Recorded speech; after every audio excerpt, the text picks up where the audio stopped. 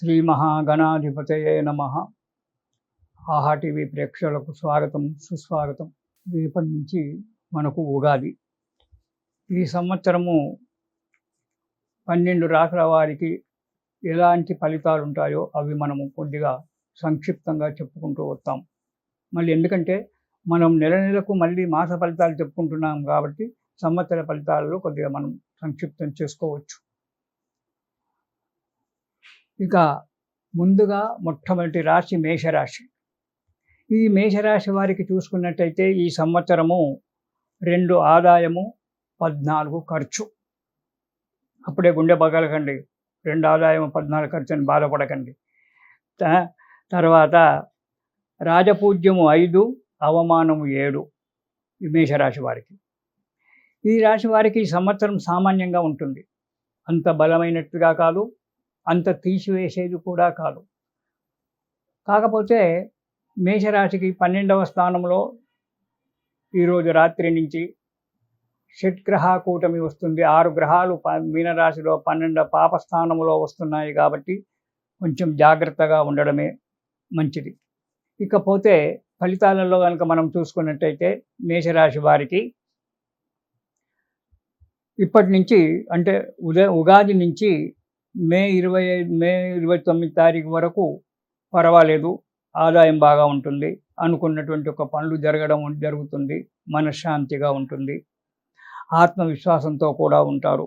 ఉద్యోగస్తులకు ప్రమోషన్ రావడము, వ్యాపారస్తులకు అభివృద్ధి కలగడం అనేటువంటిది కూడా జరుగుతూ ఉంది. ఇక విద్యార్థుల విషయానికి వస్తే విద్యార్థులు ఎంత కష్టపడితే అంత ఫలితం వారికి.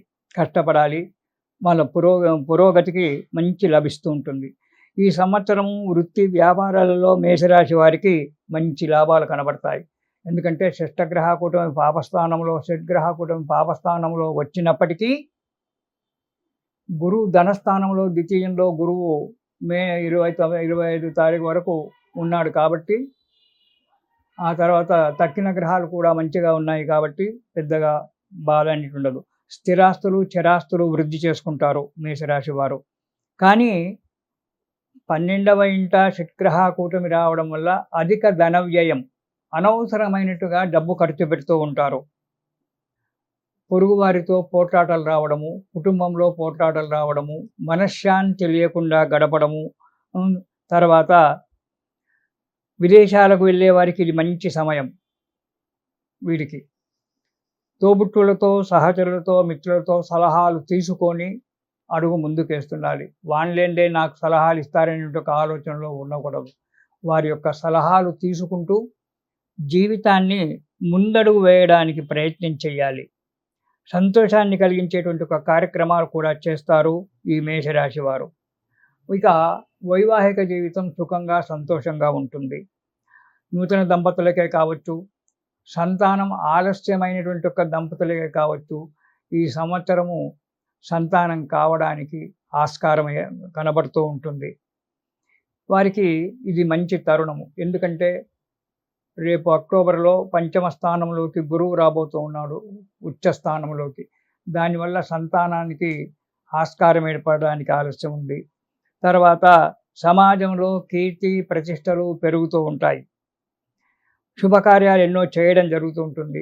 లేదా తమ మిత్రులయో బంధువులలో శుభకార్యాలలో పాల్గొనడము, మంచి పేరు తెచ్చుకోవడము, అక్కడ కొంత ధన నష్టం జరగడము, ఇవన్నీ కూడా జరుగుతూ ఉంటాయి.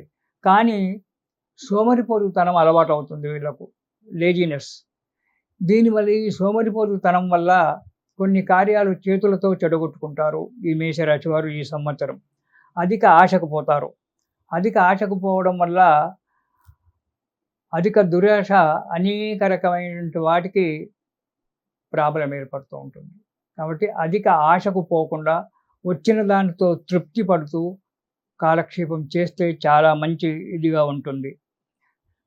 ఆలోచించి ఇది ఇంతకుముందు గత సంవత్సరంలో మీరు ఆలోచించి పెట్టినటువంటి ఒక కార్యక్రమాలకు అడుగు ముందుకు పడుతుంది. వాటికి ఒక రూపకల్పన చేయడం అనేటువంటిది జరుగుతూ ఉంటుంది.